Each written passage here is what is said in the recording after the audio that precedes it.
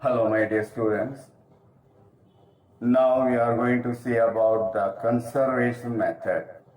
How to conserve, how to protect the plants and animals. We have a diverse life form of plants due to different topography, geology, and climatic pattern. But a huge number of plant species are getting lost from our native land due to many environmental issues like overpopulation and pollution. Overpopulation and pollution are the two very important factors. Because of that, we have lost many plant species and animal species from our land. By means of conservation, we can reduce many plant species getting lost from our native place. Conservation management includes several types. Number one, germ blossom conservation. Number two, in situ conservation. Number three, ex situ conservation. Number four, in vitro methods. Number five, conservation of endemic species of plants and animals and threatened species, both plants and animals, etc. Germ blossom conservation, already we have studied about the germ blossom conservation. Germ blossoms are living genetic resources such as seeds or tissues or vegetative parts of the plants that are maintaining for breeding purpose or other research work, research purpose for the use of research. That is, germ blossom should be protected by adopting any one of the conservation methods like cryopreservation. Cryopreservation is one of the very important method by which we can preserve many valuable plant materials. What is cryopreservation? That is also we have studied in detail about it. It's a method of preserving protoplast cells, tissues, organelles, organs, extracellular matrix, enzymes, and any other biological materials by cooling to very low temperature, that is minus 196 degrees C, by using liquid nitrogen. So that is the cryopreservation. It's a very important method of preserving plant materials. Come to in situ conservation. It is a method of conservation and management of genetic resources in their natural habitats. When the plants or animals are protected or conserved or preserved in the natural habitat, that is the in situ conservation.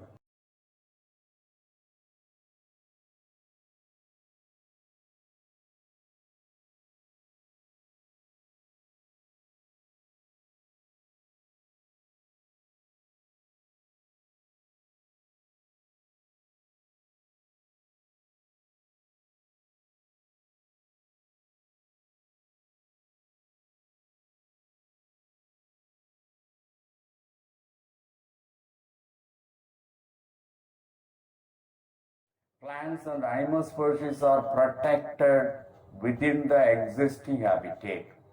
Forest trees, medicinal plants, aromatic plants, wild animals under threat are conserved by this method.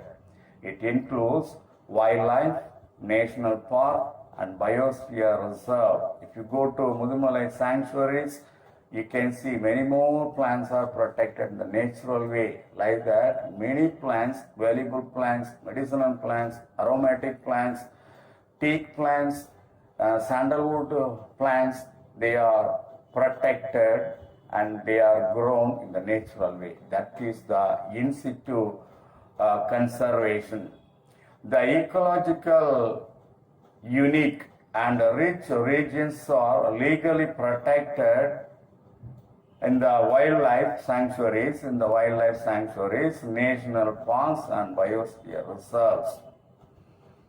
Meghamalai, Satyamangalam Wildlife, Gindi and Periyar National Park, Western Ghats, Nilgiris, Agatyamalai and Gulf of Mannar are the biosphere reserves of Tamil Nadu. Some of the very important biosphere reserves of Tamil Nadu, these are all.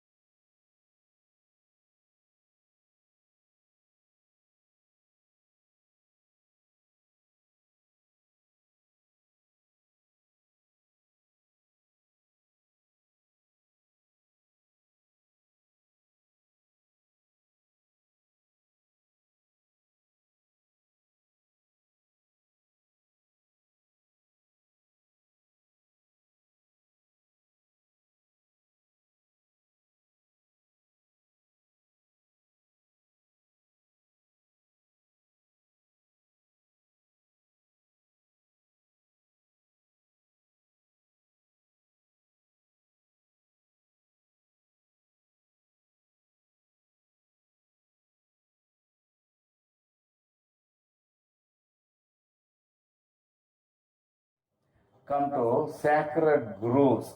Sacred groves is a patches or grove of cultivated trees growing in community protected area. Groves means group of trees. சோலை தோப்பு ஒரு டெம்பிளை சுற்றி ஒரு தோப்பு இருந்துச்சுன்னா that is sacred grove.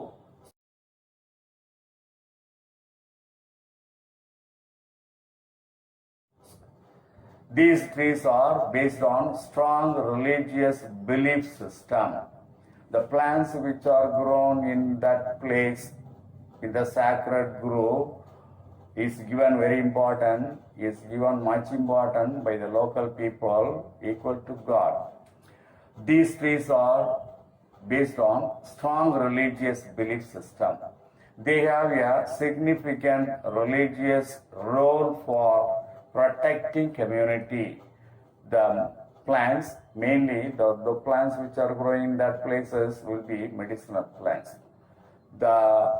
Those plants will cure some of the disease of the local community, people of the local community. Each grove is an abode of a deity. Grove, I told you, topu. It is a group of plants, group of different kinds of plants, different kinds of trees, and that is the abode of a deity. That is the residential place for God or goddesses. Divinity, that is the place, holy place considered as. Mostly village god or goddesses like Ayanar or Amman. It's the place of Ayanar or place of Amman, and that is just around that place. A number of group of plants are there, collectively called sacred groves.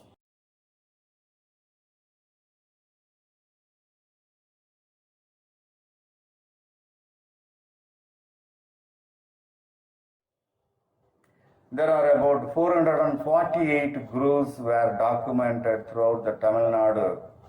Out of 448, 6 groves are considered and were taken up for detailed floristic and faunistic studies. What are those 6 groves? Number 1, Banangudi Sola. Number 2, Thirukkurungudi. Number 3, Udayan Kudikkadu. Number 4, Sitharna Vasal. Number 5, Puduppat. Number 6, Devadanam. So these 6 groves are considered as a very important groves, and they were taken up for detailed floristic and faunistic studies.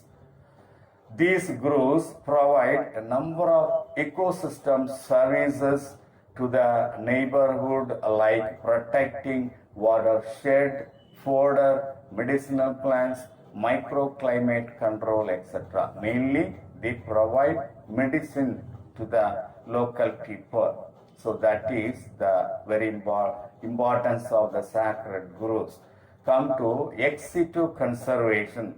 It is a method of conservation where plant species or animal species are protected outside their natural environment. When animal species or plant species are grown outside the natural environment, that is considered as the ex situ conservation. The ex situ conservation includes the establishment of botanical gardens, zoological parks, etc. Zoological park is not the natural environment. Like that, botanical garden is not the natural environment we are creating. We have created in order to grow plants, in order to grow valuable plants, in order to grow medicinal plants, ornamental plants for our purpose. Like that, in the zoological park also, a number of wild animals are grown, are protected, are conserved. That is conservation strategies. There are many conservation strategies. That is the plan of action, such as gene conservation, pollen conservation, seed conservation, in vitro conservation, cryopreservation, and seedling preservation, tissue culture preservation, and DNA bank. In the DNA bank, DNA collected from different species of the plants, different species of the animals, and preserved. That is DNA banks. These methods of conservation give protection to the endangered plants and also give educational and recreational values for the society. So that is about ex situ conservation. Today we have seen about the conservation in general, germplasm conservation, in situ conservation, sacred groves in general. We have seen ex situ conservation. That is all about today's topic.